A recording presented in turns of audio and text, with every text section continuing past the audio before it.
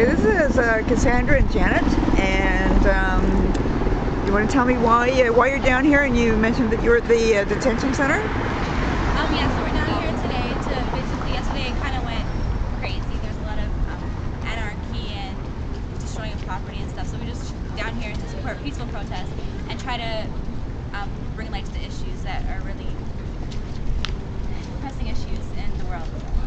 And which ones are your priorities? Infant mortality rates, poverty, lack of adequate basic health care and education, especially in a lot of underdeveloped countries. Yeah. What about Canadian issues? I think that Canada should be funding abortions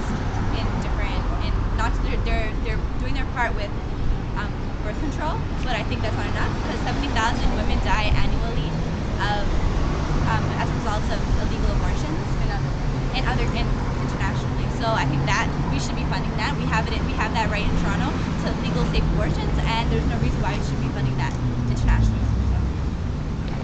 And yeah, so on Friday we were actually at the G20 Detention Center on Eastern and Pape because there was a deaf youth who was beaten to the floor and arrested and not given access to an ASL translator.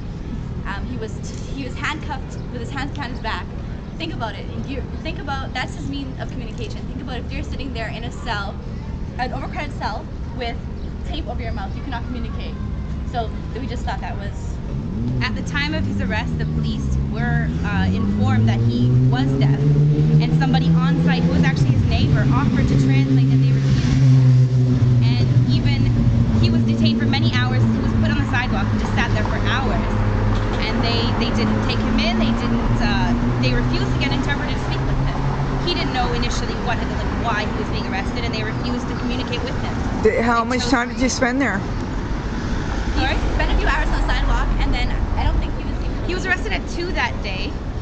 We were protesting inside the detention center till about 11 o'clock. I don't think he was released. I think he was transferred to the program. Still at the moment don't know exactly if he's been released, what his charges are necessarily.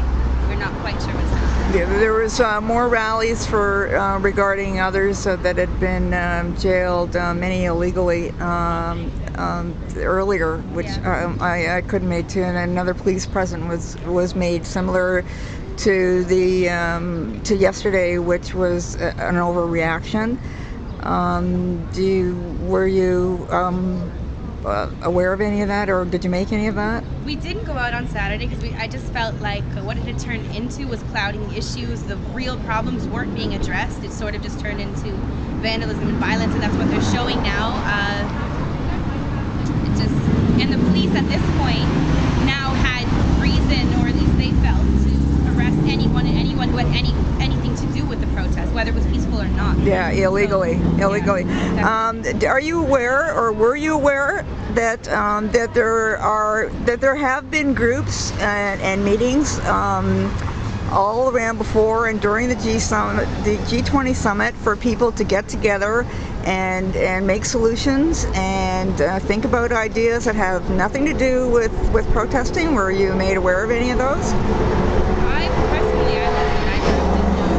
I think one of the problems with maybe not getting as much success as we'd like is that we're not quite organized enough. People haven't quite unified enough. Yeah, there's a lot of groups coming together. The Toronto Mobilization Network is a good one, and they keep a track on the protests, but they were with other groups to set up meetings for solutions as well that have nothing to do with protests, and unfortunately those don't get much coverage. Well, I think it's a little bit unfortunate because of some of the things that happen.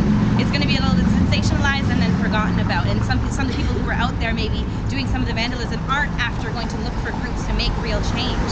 It was just sort of a lashing out. Yeah, a moment where they the amount of people that lashed out, the anarchists, were very small in comparison to a number of citizens that have a right to protest. And unfortunately they sort of endanger those. And our rights were taken away. How do you feel about that?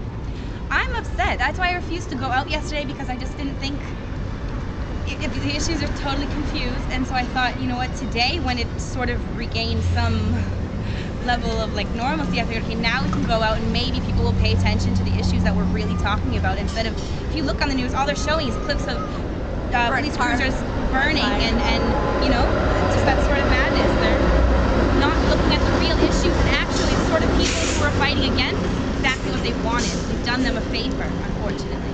Absolutely cool. Okay, thank you very much for your time and coming down today. I was hoping I'd be able to track down more today myself and give it a little bit longer. Okay, and thanks for all that you're doing. Thank you. Okay, bye-bye. Bye.